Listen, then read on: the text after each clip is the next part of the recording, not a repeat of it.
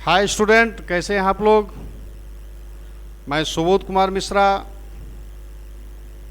आज मैं अगला चैप्टर लेकर, अगला टॉपिक लेकर आपके सामने उपस्थित हूँ।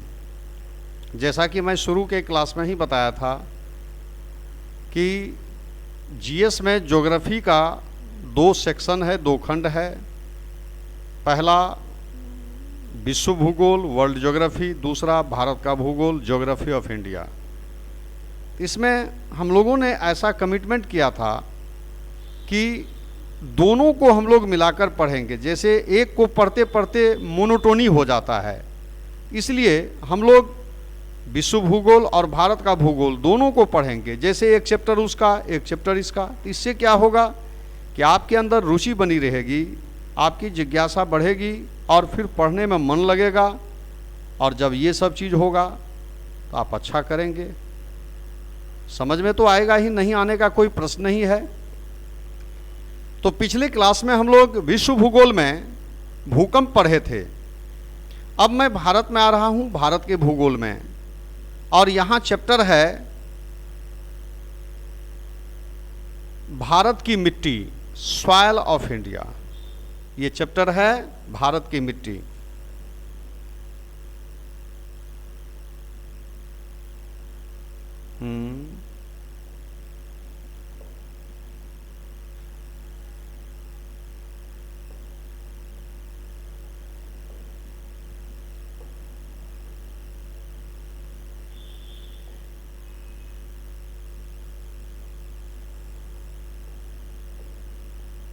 भारत की मिट्टी।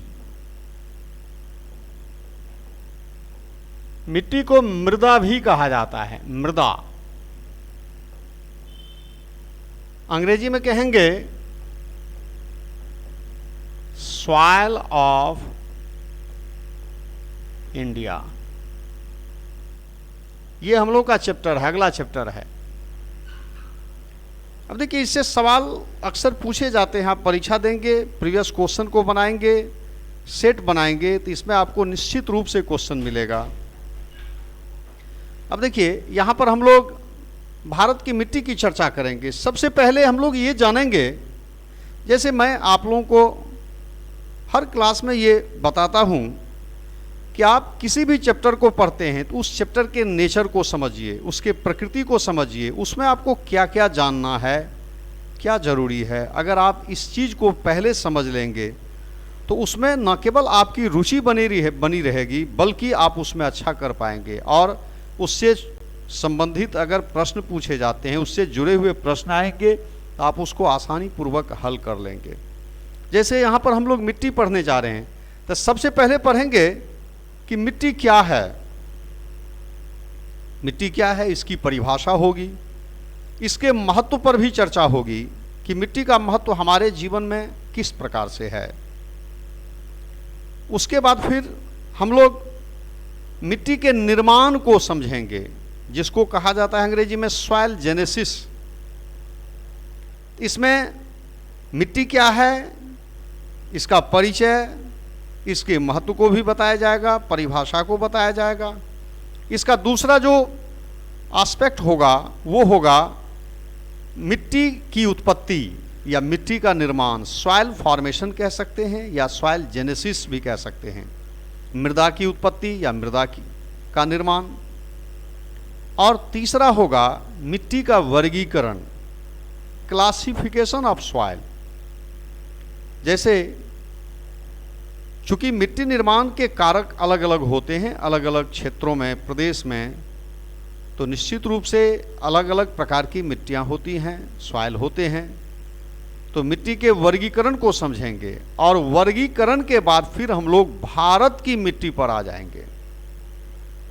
ठीक है, क्योंकि कभी कभी मिट्टी के निर्माण से, उत्पत्ति से सवाल पूछा गया है विगत परीक्षाओं में। अगर आप प्रीवियस क्वेश्चन को बनाएंगे, सेट को बनाएंगे, तो आपको निश्चित रूप से इससे क्वेश्चन मिलेगा कि मिट्टी की उत्पत्ति कैसे होती है, इसके कौन कौन से कारक हैं, मिट्टी उत्पत्ति को प्रभावित करने वाले कौन कौन से कारक हैं। फिर मिट्टी का वर्गीकरण पर भी सवाल आया है। चूंकि वर्गीकरण के कई आधार होते हैं, बेस होते हैं, तो हम लोग इन सभी चीज़ों की चर्चा करेंगे और विशद उल्लेख करेंगे ताकि आपको कठिनाई नहीं हो। फिर हम लोग भारत की मिट्टी पर जाएंगे, तो भारत के मिट्टी का जो वर्गीकरण किया जाएगा उसको हम लोग भारत के मानचित्र के माध्यम से समझेंगे। ठीक है, तो मैं समझता हूं कि इसके बाद आपके सामने कोई समस्या नहीं रहेगी। इससे संबंधित आप सभी प्रश्नों को आसानी पूर्वक बना सकते हैं। सबसे पहले मिट्टी क्या है? देखिए, मिट्टी को अंग्रेजी में सॉइल कहा जाता है।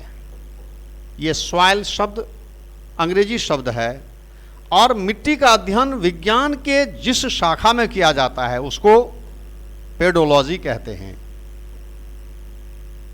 ये दो शब्दों से बना है, पेड प्लस लोगोस। पेड का अर्थ होता है सॉइल और लोगोस का अर्थ होगा डिस्कोर्स, या आप इसको एक्सप्लेनेशन भी कह सकते हैं। ठीक है, तो विज्ञान की वह शाखा जिसमें मिट्टी का अध्ययन किया जाता है उसे पेडोलॉजी कहते हैं। ये पेड प्लस लोगोस के मेल से बना है। अब देखिए कि मिट्टी हमारे लिए काफी महत्व रखता है, समझ रहे ना? मिट्टी के बगैर हमारा जीवन नहीं चलेगा। अगर मिट्टी ना हो तो पृथ्वी पर कोई पेड़ पौधा जीव जंतु सरवाइव नहीं करेगा, समझ रहे ना? तो इससे पहले हम लोग इसकी परिभाषा को जान लेते हैं। अब देखिए, मिट्टी की परिभाषा हम इस तरह से करेंगे कि भूपृष्ठ के ऊपरी भाग में, भूपृष्ठ समझते हैं, पृथ्वी का सबसे ऊपरी ठोस परत जो चट्टान से बना हुआ है उसे भूपृष्ठ या क्रस्ट कहते हैं, या भूपपरी, भूपरपटी भी कहते हैं। तो भूपृष्ठ के सबसे ऊपरी भाग में चट्टानों के टूट फूट से निर्मित ढीले पदार्थों वाला एक पतला आवरण, जिसमें पौधों के विकास के लिए आवश्यक पोषक तत्व पाए जाते हैं, उसे मिट्टी कहा जाता है। फिर से मैं एक बार रिपीट कर देता हूं कि भूपृष्ठ के सबसे ऊपरी भाग में चट्टानों के टूट फूट से निर्मित ढीले पदार्थों वाला एक पतला आवरण, एक थीन लेयर, जिसमें पौधों के विकास के लिए आवश्यक पोषक तत्व पाए जाते हैं, उसे मिट्टी कहा जाता है। या उसको और संक्षिप्त करके आप कहिएगा कि भूपृष्ठ के ऊपरी भाग में ढीले पदार्थों वाला एक पतला आवरण, जिसमें पौधों के विकास के लिए आवश्यक पोषक तत्व पाए जाते हैं, उसे मिट्टी कहा जाता है। ठीक है, इसमें चट्टान शब्द को हमने छोड़ दिया। अब जैसे ये ढीले पदार्थ कहां से आते हैं, तो चट्टान के सड़ने से आते हैं, चट्टान के टूटने से आते हैं, चट्टान के विघटित वियोजित होने से प्राप्त होते हैं। समझ रहे बात को? ये मिट्टी की परिभाषा हो गई, यह समझ रहे बात को? अब है कि मिट्टी हमारे लिए काफी महत्व रखता है, इसके बगैर जीवन की कल्पना नहीं की जा सकती है। मिट्टी को आधारभूत संसाधन कहा जाता है। मिट्टी को क्या कहा जाता है? आधारभूत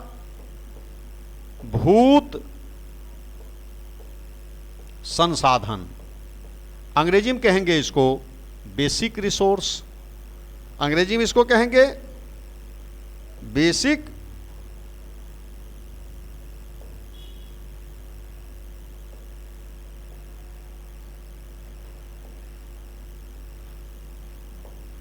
बेसिक रिसोर्स। रिसोर्स आप पढ़े होंगे, इस पृथ्वी पर पाए जाने वाले वे सभी चीज वस्तु जिससे हम अपनी आवश्यकता को पूरा करते हैं, उसे संसाधन कहा जाता है। Everything which you see on this earth surface which satisfy our needs are called resource. चट्टान, खनिज, जल, मृदा, वायु, पर्वत, पठार, मैदान, सागर, महासागर, नदी, नाले, झील, तालाब, हर चीज, जीव जंतु, हम लोग भी, मानव भी, इंसान भी, हर चीज संसाधन है। तो मिट्टी को आधारभूत संसाधन कहा जाता है, बेसिक रिसोर्स। अब देखिए, संसाधन बहुत होते हैं। आधारभूत का मतलब है कि जिसके बगैर हमारा अस्तित्व नहीं रहेगा। आधारभूत संसाधन इसको क्यों कहते हैं? अब देखिए, मिट्टी से न केवल हमारे उदर पूर्ति, उदर समझते हैं, पेट भरने के सामग्री अर्थात भोज्य पदार्थ प्राप्त होते हैं। मिट्टी से न केवल हमारे उदर पूर्ति के सामग्री प्राप्त होते हैं, बल्कि हमारे ये जो शरीर है इसको ढकने के लिए कपड़े यानी वस्त्र तथा सर छुपाने के लिए छप्पर यानी छत, ये भी मिट्टी से प्राप्त होता है। अगर देखिए मिट्टी ना होगी तो क्या होगा? एक तो हमें भोजन नहीं मिलेगा, तो भोजन नहीं मिलेगा तो क्या हम लोग जीवित रह पाएंगे? नहीं रह पाएंगे। दूसरा कि शरीर को ढकने के लिए, जैसे सर्दी गर्मी वर्षा ओस तुषार पाला से अपनी रक्षा करने के लिए हमें सर छुपाने के लिए, लोक लज्जा को मेंटेन करने के लिए हमें कपड़े की जरूरत पड़ती है। तो मिट्टी नहीं होगी तो कपड़ा नहीं। आप कहिएगा मिट्टी से कपड़ा हम कैसे प्राप्त करते हैं? आप कपड़ा पहनते हैं सूती कपड़ा, वो सूती धागा से बनता है। सूती धागा कपास रुई से बनता है। रुई यानी कपास खेतों में उत्पादित होता है। आप कहिएगा मैं ऊनी कपड़ा पहनूंगा, ठीक है पहनिए, कौन रोका है, कौन मना किया है? तो ऊनी कपड़ा आपको भेड़ से, ऊन देने वाले जो भेड़ होते हैं, खरगोश होते हैं, उससे प्राप्त होता है। और उसको चारा चाहिए, भोजन चाहिए कि नहीं? घास चाहिए, घास के लिए मिट्टी चाहिए। आप कहिएगा मैं रेशमी कपड़ा पहनूंगा, ठीक है, तो रेशम के कीड़े पाले जाते हैं, उसके लिए शहतूत के वृक्ष चाहिए, उसके लिए मिट्टी चाहिए। तो मिट्टी ना होगी तो आपको ना भोजन मिलेगा ना आपको कपड़ा मिलेगा। दूसरा, आप जो ये घर बनाते हैं, घर बनाने में भी मिट्टी की आवश्यकता होती है। मिट्टी नहीं होगी तो घर नहीं बनेगा। क्यों? आप घर बनाते हैं उसके लिए ईंट चाहिए, ईंट नहीं होगा। ईंट कैसे बनता है? चिकनी मिट्टी बालू को मिलाकर वो फरमा में डालकर बनाया जाता है, फिर ईंट को पकाया जाता है, सुखाकर पकाया जाता है। तो उसके लिए मिट्टी चाहिए, चिकनी मिट्टी। उसके बाद आप जो सीमेंट बनाते हैं, ये जो ईंट जोड़ते हैं घर बनाने के लिए, सीमेंट में भी चिकनी मिट्टी का, क्ले का इस्तेमाल किया जाता है। उसके बाद आप घर बनाने में बिना लकड़ी का घर बनेगा? नहीं बनेगा। उसके लिए भी मिट्टी चाहिए। पेड़ पौधा जंगल से आप प्राप्त करते हैं लकड़ी, तो उसके लिए भी मिट्टी चाहिए। तो बिना मिट्टी का ना तो आपको पेट भरने के लिए साधन मिलेगा, ना ही पहनने के लिए कपड़े, और ना ही सर छुपाने के लिए छप्पर। तो अब देखिए, मिट्टी को आधारभूत संसाधन कहा जाता है क्योंकि इससे न केवल उदरपूर्ति के साधन प्राप्त होते हैं, बल्कि तन ढकने के लिए कपड़े, भवन निर्माण सामग्री के साथ साथ बहुत सारे उद्योगों को आवश्यक कच्चा माल प्राप्त होता है। अर्थात मिट्टी ना होगी तो हमारे बहुत सारे इंडस्ट्री बंद हो जाएंगे। जैसे हमारा कॉटन टेक्सटाइल इंडस्ट्री, हमारा जूट इंडस्ट्री, हमारा शुगर इंडस्ट्री, हमारा प्लाईवुड इंडस्ट्री, हमारा मैचबोर्ड इंडस्ट्री, ये सब इंडस्ट्री अपना कच्चा माल मिट्टी से प्राप्त होता। अगर मिट्टी नहीं होगा तो ऐसे उद्योगों को कच्चा माल नहीं मिलेगा और फिर ये उद्योग सरवाइव नहीं करेगा। इस प्रकार मिट्टी को आधारभूत संसाधन कहा जाता है। अब देखिए, अब हम लोग चलते हैं मिट्टी के निर्माण पर चलते हैं। मिट्टी का निर्माण कैसे होता है? देखिए, मिट्टी निर्माण एक लंबी तथा जटिल प्रक्रिया है। मिट्टी निर्माण एक लंबी तथा जटिल प्रक्रिया है जिस पर कई कारकों का प्रभाव पड़ता है। मिट्टी निर्माण एक लंबी तथा जटिल प्रक्रिया है जिसके निर्माण के लिए कई कारकों की आवश्यकता होती है। कई कारक इस पर अपना प्रभाव डालते हैं। समझ रहे बात को? अब यहां पर हम लोग मृदा की उत्पत्ति, मृदा की उत्पत्ति की चर्चा करते हैं। उत्पत्ति या निर्माण कह सकते हैं। समझ रहे बात को? सॉइल जेनेसिस या सॉइल फॉर्मेशन। सॉइल जेनेसिस या सॉइल फॉर्मेशन, समझ रहे ना? अब देखिए, मिट्टी निर्माण एक लंबी तथा जटिल प्रक्रिया है जो कई कारकों से प्रभावित होते हैं। समझ रहे ना? तो दुनिया के किसी भी भाग में मिट्टी बनती है, बनी है, बन रही है, इसको 5 कारक कंट्रोल करते हैं, नियंत्रित करते हैं। 5 कारक इस पर अपना प्रभाव डालते हैं। और इन्हीं 5 कारकों के वजह से मिट्टी का निर्माण संभव हो पाता है। ये 5 कारक कौन कौन सा है? पहला कारक है जनक चट्टान। आप न्यूमेरल्स का भी प्रयोग कर सकते हैं। मिट्टी निर्माण को प्रभावित करने वाला पहला कारक है जनक चट्टान, यानी अंग्रेजी में कहेंगे पैरेंट रॉक्स। दूसरा कारक है जलवायु,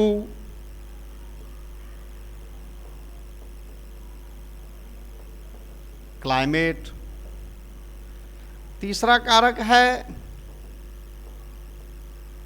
जैविक कारक,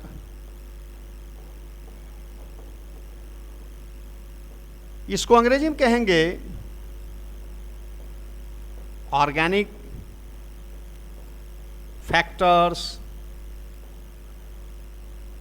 चौथा कारक है उच्चावच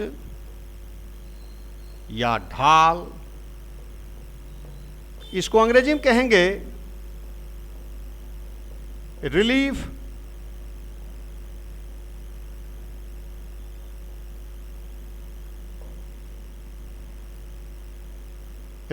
या स्लोप भी कह सकते हैं, दोनों एक ही चीज हुआ। पांचवा अंतिम कारक है समय, टाइम। समझ रहे हैं बात को? दुनिया के किसी भी भाग में मिट्टी का निर्माण हुआ है, उस पर यही 5 कारक अपना प्रभाव डालते हैं। पहला कारक है जनक चट्टान, दूसरा कारक है जलवायु यानी क्लाइमेट, जनक चट्टान को पैरेंट रॉक्स कहा जाता है। तीसरा कारक है जैविक कारक यानी ऑर्गेनिक फैक्टर्स। चौथा कारक है उच्चावच या ढाल, रिलीफ और स्लोप। पांचवा अंतिम कारक है समय। ये 5 कारक मिलकर मिट्टी निर्माण में अपना योगदान देते हैं। अगर इसमें से कोई एक कारक एब्सेंट हो तो मिट्टी का निर्माण कतई संभव नहीं है। इसको मैं एक फार्मूला से आपको मैं बता देता हूं। बाय द वे, अगर आपको याद नहीं रहे, एक माने इन्वायरमेंटलिस्ट और ज्योग्राफर थे जिनका नाम था एच जेनी। इसको मैं मिटा दूं?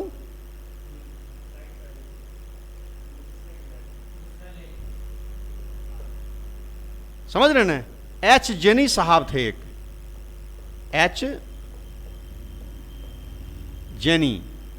उन्होंने सॉइल के बारे में कहा कि S equal to F into P into CL into O into R into T। समझ रहे बात को? ये संक्षिप्त अगर आप इसको कोड को याद रखेंगे तो आसानी से समझ जाएंगे कि मिट्टी का निर्माण होता है, उस पर ये 5 कारक जिम्मेदार होते हैं।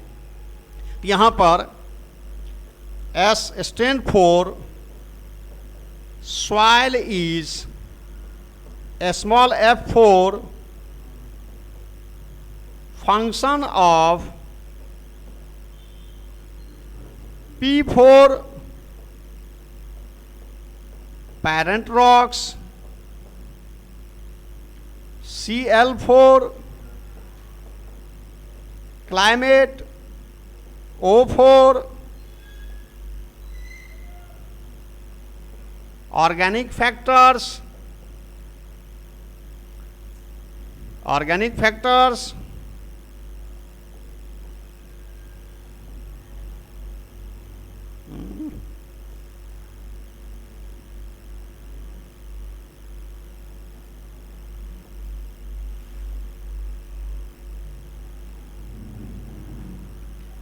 और small r stand for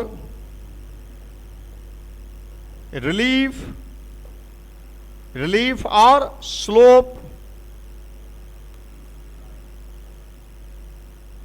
and small t stand for time. समझ रहे ना? We can say that soil in any region is function of parent rocks, climate, organic factors, relief और स्लोप एंड टाइम। अब देखिए सबको समझते हैं, ठीक है? इसको भी आप याद रखिएगा। अब है जनक चट्टान। पहला क्या है? जनक चट्टान, पेरेंट रॉक्स। दुनिया के किसी भाग में मिट्टी बनती है तो मिट्टी निर्माण को प्रभावित करने वाला पहला जो महत्वपूर्ण कारक है दैट इज पेरेंट रॉक्स, जनक चट्टान। जनक का अर्थ होता है जन्मदाता अर्थात माता पिता। तो जनक चट्टान से हमारा आशय, हमारा तात्पर्य उस चट्टान से है जिसके टूटने से, जिसके फूटने से, सड़ने से, विघटित होने से, वियोजित होने से मिट्टी निर्माण के लिए मलबा प्राप्त होता है, उसे हम जनक चट्टान कहते हैं। अब देखिए कि जनक चट्टान की जो विशेषता होगी वो मिट्टी पर परिलक्षित होगा, मिट्टी पर दिखाई देगा। फॉर एग्जाम्पल, यदि जनक चट्टान रबेदार यानी दानेदार किस्म के हैं तो उसके टूटने से जो मिट्टी बनेगी बलुई किस्म की मिट्टी बनेगी, मोटी कणों वाली मिट्टी बनेगी। यदि जनक चट्टान रवाहीन है यानी नॉन क्रिस्टलीन है तो उसके टूटने से, सड़ने से जो मिट्टी बनेगी वो महीन कणों वाली मिट्टी बनेगी। जैसे दक्षिणी पठार का जो आंतरिक भाग है वहाँ पर मोटी कणों वाली मिट्टी, बलुई किस्म की मिट्टी पाई जाती है, क्योंकि दक्षिणी पठार का अधिकांश भाग रवेदार आग्नेय और परिवर्तित चट्टानों से बना है और उस चट्टान के सड़ने से मोटी कणों वाली मिट्टी अर्थात बलुई किस्म की मिट्टी बनी है। समझ रहे बात को? अगर महीन कणों वाला चट्टान है तो महीन कणों वाली मिट्टी बनेगी, यानी चिकनी मिट्टी का विकास होगा। जैसे दक्षिणी पठार के पश्चिमी भाग में लावा पठार है, वो बैसाल चट्टान से बना है। बैसाल चट्टान रवाहीन होता है और उस चट्टान के सड़ने से जो मिट्टी बनी है वो महीन कणों वाली है, उसमें क्ले का अंश अधिक है, इसीलिए वो चिपचिपी और लसदार होती है। उसके बाद यदि जनक चट्टान में आयरन ऑक्साइड अधिक मात्रा में होंगे तो मिट्टी का रंग लाल होगा। यदि मिट्टी में टाइटेनियम सॉल्ट की अधिकता होगी, टाइटेनियम नमक की अधिकता होगी, टाइटेनियम नमक एक प्रकार का लोहा है, तो उस मिट्टी का रंग काला हो सकता है। जैसे दक्षिणी पठार पर जो मिट्टी है उसमें टाइटेनियम सॉल्ट की अधिकता है, इसीलिए उसका रंग काला हो गया है। दक्षिणी पठार के आंतरिक भाग में जो लाल मिट्टी है वो आयरन ऑक्साइड से युक्त चट्टान के सड़ने से बना है, इसीलिए उसका रंग लाल है। इस प्रकार हम क्या देखते हैं कि मिट्टी के कई भौतिक गुणधर्म उसके जनक चट्टान पर निर्भर करता है। दूसरा कारक है, इसलिए महत्वपूर्ण फैक्टर हो गया, महत्वपूर्ण कारक हो गया जनक चट्टान, महत्वपूर्ण कारक हो गया। दूसरा कारक है जलवायु। मिट्टी निर्माण को प्रभावित करने वाला दूसरा महत्वपूर्ण कारक है जलवायु। अब देखिए जलवायु के दो मुख्य घटक होते हैं। वैसे जलवायु के बहुत सारे घटक हैं लेकिन मुख्य घटक दो ही है, कंपोनेंट्स। जलवायु के मुख्य कंपोनेंट्स दो ही हैं, तापमान और वर्षा। बात समझ रहे हैं? तो मिट्टी के निर्माण पर क्लाइमेट का प्रभाव पड़ता है। अब देखिए कि जनक चट्टान जो सड़ेगा, सड़ने के लिए तापमान चाहिए, वर्षा चाहिए, पानी चाहिए। तापमान, वर्षा जलवायु का कारक है, यानी वेदरिंग का जो प्रोसेस होगा, सड़ेगा जो चट्टान जिसमें, उसके लिए क्लाइमेट की जरूरत है, मौसम की जरूरत है, यानी तापमान वर्षा की जरूरत है। अगर तापमान वर्षा नहीं होगा तो चट्टान सड़ेगा ही नहीं। तो जलवायु महत्वपूर्ण कारक हो गया। दूसरा कि मिट्टी निर्माण का सबसे महत्वपूर्ण पक्ष होता है उसकी उर्वरा शक्ति। बात समझ रहे हैं? कोई मिट्टी उर्वर होगी अनुर्वर होगी, ये काफी हद तक क्लाइमेट पर निर्भर करता है, जलवायु पर निर्भर करता है। दूसरी बात कि जलवायु के कारण ही मिट्टी में रासायनिक प्रतिक्रिया होती है। अगर जलवायु नहीं होगा तो रासायनिक प्रतिक्रिया नहीं होगी, केमिकल रिएक्शन नहीं होगा, केमिकल एक्टिविटी डिस्टर्ब हो जाएगी, है ना। तो रासायनिक प्रतिक्रिया जो है वो जलवायु से प्रेरित होता है। उसके बाद जो अगला फैक्टर है इसमें मिट्टी में, ये जैविक कारक, यानी वो भी क्लाइमेट से ही गाइड होता है। तो इस प्रकार कहा जाता है कि मिट्टी का सबसे महत्वपूर्ण पक्ष हमारे लिए उसकी उर्वरा शक्ति है, फर्टिलिटी है, और सॉइल की फर्टिलिटी अल्टीमेटली क्लाइमेट से गाइड होती है, क्लाइमेट से कंट्रोल होती है। इसीलिए जलवायु मिट्टी निर्माण को प्रभावित करने वाला सबसे महत्वपूर्ण कारक है। इस तरह का क्वेश्चन आया हुआ है बहुत पहले कि आपको 4 ऑप्शन दिया रहेगा कि which one of the following is most important and dominating factor in soil genesis या सॉइल फॉर्मेशन। निम्नलिखित में से कौन से कारक मिट्टी निर्माण या उत्पत्ति के लिए सबसे महत्वपूर्ण कारक है? तो उसमें क्या हो जाएगा?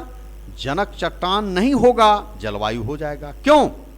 तो आप समझिए कि एक है जन्मदाता, दूसरा है जलवायु क्या है? पालनहार है। तो जन्म देने वाला से पालने वाला बड़ा होता है, इसीलिए मिट्टी निर्माण को प्रभावित करने वाला सर्वाधिक महत्वपूर्ण कारक जलवायु 1 नंबर पर आ गया और दूसरे नंबर पर चला गया जनक चट्टान।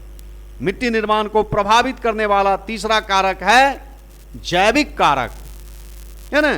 जैविक कारक है जिसको हम ऑर्गेनिक फैक्टर्स कहते हैं।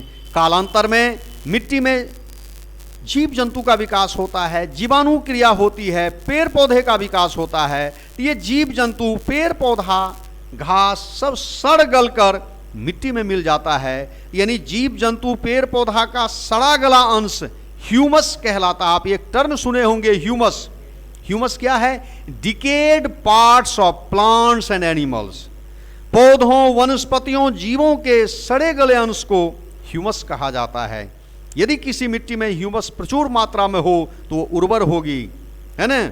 उर्वर होती है। देखते हैं गांव घर में लोग क्या करते हैं, गोबर, जो पशु पालते हैं, गोबर सड़ा गला खरपतवार जाके खेत में डाल देते हैं। इससे मिट्टी में ह्यूमस की मात्रा बढ़ती है, इससे उसकी फर्टिलिटी बढ़ती है। तो तीसरा कारक हो गया जैविक कारक हो गया। चौथा कारक है ऊंचावच या ढाल, स्लोप, रिलीफ और स्लोप। अब देखिए मिट्टी का जहां निर्माण हो रहा है वहां का रिलीफ कैसा है? रिलीफ का मतलब होता है ऊंचा नीचा धरातल, यानी पर्वत पठार मैदान।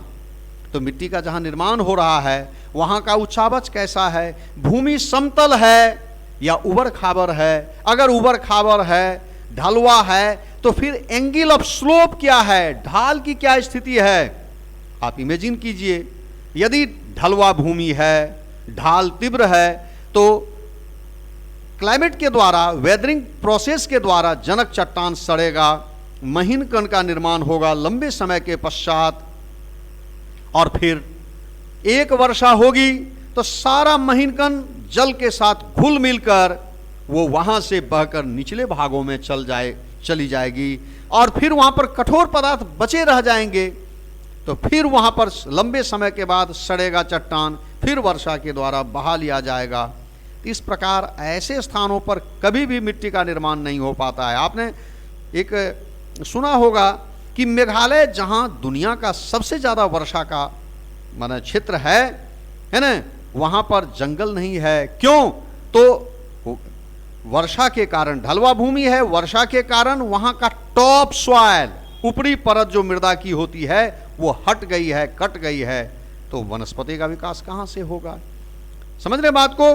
तो ढलवा भूमि वाले भागों में मिट्टी का विकास सुचारू रूप से नहीं हो पाता है। इसके विपरीत यदि भूमि समतल है तो वहां वेदरिंग प्रोसेस के द्वारा चट्टान सड़ेगा, क्लाइमेट के द्वारा वहां सभी भागों में वर्षा के माध्यम से पानी जाएगा, तापमान के माध्यम से फिर वहां रासायनिक प्रतिक्रिया होगी और जीवाणु क्रिया होगी।